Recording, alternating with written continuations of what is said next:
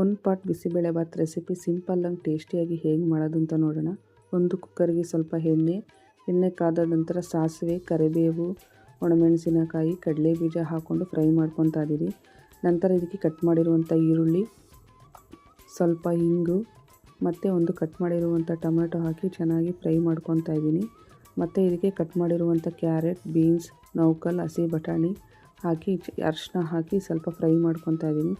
ನಂತರ ಇದಕ್ಕೆ 2 ಸ್ಪೂನು ಹುಣಸೆಹಣ್ಣಿನ ರಸ, 3 ಸ್ಪೂನು ಬಿಸಿಬೇಳೆಭಾತ್ ಪೌಡರ್ ಹಾಕಿ ಹಸಿ ವಾಸನೆ ಹೋಗೋವರೆಗೂ ಚೆನ್ನಾಗಿ ಒಂದು ಸರಿ ಫ್ರೈ ಮಾಡಿಕೊಂಡು 1 ಕಪ್ ಅಕ್ಕಿಗೆ 1/4 ಕಪ್ ತೊಗರಿಬೇಳೆ, 1/4 ಕಪ್ ಮಸೂರು ಬೇಳೆ ತೊಳೆದು ಹಾಕ್ಕೊತಾ ಇದ್ದೀನಿ. ಒಂದು ಸರಿ ಮಿಕ್ಸ್ ಮಾಡ್ಕೊತಾ ಇದ್ದೀನಿ.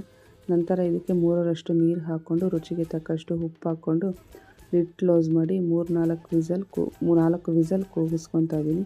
ನಂತರ ಲಿಡ್ ಓಪನ್ ಮಾಡಿ ಕೊತ್ತಂಬರಿ ಸೊಪ್ಪು, ಕೊಬ್ಬರಿ ತುರಿ ಮತ್ತು 1 ಸ್ಪೂನ್ ತುಪ್ಪ ಹಾಕ್ಕೊಂಡು ಸರ್ವ್ ಮಾಡಿದ್ರೆ ಬಿಸಿ ಬಿಸಿಬೇಳೆಭಾತ್ ರೆಡಿ.